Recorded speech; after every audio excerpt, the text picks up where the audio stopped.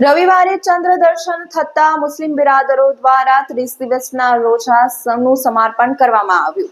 આજ રોજ ઈદની ભવ્ય ઉજવણી કરવામાં આવી। વિશ્વભરમાં ભાઈચારો વધે તેવી દુઆ પણ કરવામાં આવી। રવિવારે ચંદ્ર દર્શન થતા મુસ્લિમ બિરાદરોના 30 દિવસના રોજા સંપન્ન થયા હતા, જેથી વિશ્વભરમાં ભાઈચારાની ભાવના સાથે ઉજવણી કરવામાં આવી હતી। વડોદરા શહેરમાં પણ વિવિધ સ્થળોએ મુસ્લિમ બિરાદરોએ રમઝાન ઈદની ઉજવણી, ઈદની નમાઝ અદા કરીને એકબીજાને ભેટીને ઈદ મુબારક પાઠવ્યા હતા।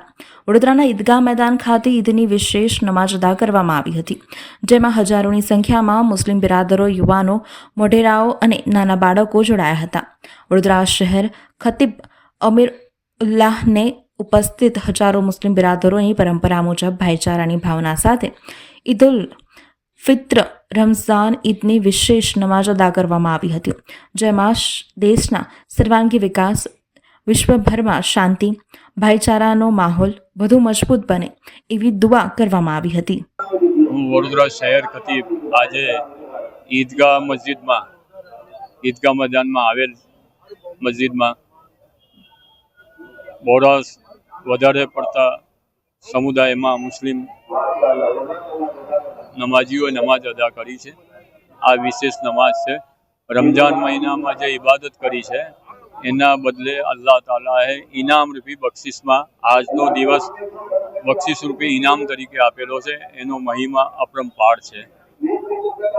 આજે અલ્લાહ તાલા પાસે દુઆ કરી છે, આપણો વડોદરા શહેર જે સંસ્કારી નગરી તરીકે ઓળખાય છે એ અકબંધ રહે, આપણો ગુજરાત રાજ્ય એ તરક્કી કરતો રહે અને વિશ્વમાં આપણો મુલ્ક, આપણો દેશ, આપણો હિન્દુસ્તાન એ અગ્રસર રહે અને વિકાસની આગળ મંજિલ કરતો રહે।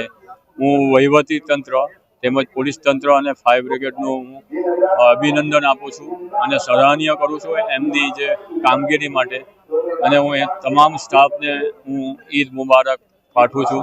સાથે સાથે આજે આ મારો અવાજ, મારો સંદેશો જે મીડિયાના થ્રુ તમને જે જોવા મળી રહ્યો છે એ તમામ મીડિયાનો હું સહકાર આપ્યો એના બદલ અભિનંદન આપું છું અને હું એમને ઈદ મુબારક પાઠવું છું।